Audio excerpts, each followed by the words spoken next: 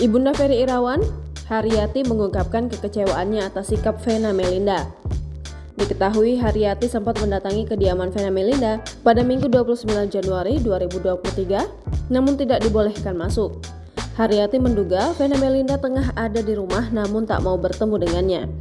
Ia pun mengungkapkan kekecewaannya lantaran kedatangannya tak dihargai. Nggak dihargain gitu.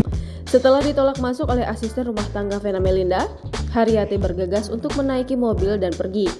Tak sampai di situ, ia masih berusaha untuk bisa berkomunikasi dengan sang menantu. Di dalam mobil, Haryati mencoba menelpon Vena Melinda.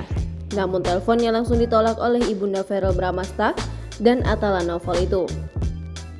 Pasrah tak bisa berkomunikasi dengan menantunya, Haryati hanya meminta doa terbaik untuk Ferry Irawan yang kini ditahan atas kasus KDRT.